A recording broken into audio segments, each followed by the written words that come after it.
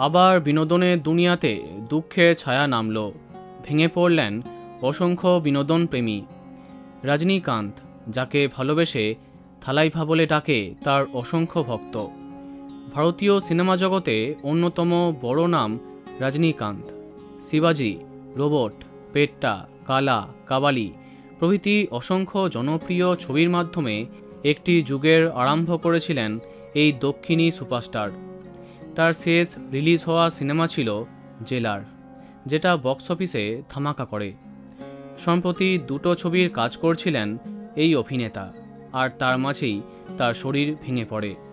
হৃদরোগে আক্রান্ত হন অভিনেতা। তড়িঘড়ি সোমবার গভীর রাতে চেন্নাইয়ের অ্যাপোলো হসপিটালে তাকে ভর্তি করা হয়। পরদিন মেডিকেল সার্ভিসের ডিরেক্টর ডক্টর RK ভেঙ্কটাচলম জানান, সোমবার অভিনেতাকে গুরুতর অবস্থায় আনা হয়।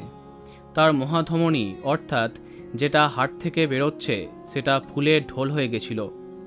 কোনো সার্জারি ছাড়াই তার চিকিৎসা করা হয়। গতকাল তার মহাধমনীতে একটি স্টেন বসানো হয়েছে। এই পদ্ধতি সঠিকভাবে সম্পন্ন হয়েছে, এমনটাই জানিয়েছেন তার ডাক্তার।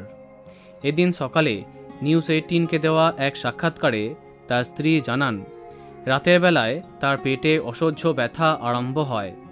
তারপরই তাকে হসপিটালে আনা হয়। তার এমন খবরে ভেঙে পড়ে বিনোদন দুনিয়া। তবে জানা যাচ্ছে বর্তমানে অনেকটাই চিন্তামুক্ত অভিনেতা। তো বন্ধুরা, ভিডিওটি এইটুকুই। বিনোদন জগতের অন্যান্য আরও খবর পেতে সাবস্ক্রাইব কারেন্ট পজ।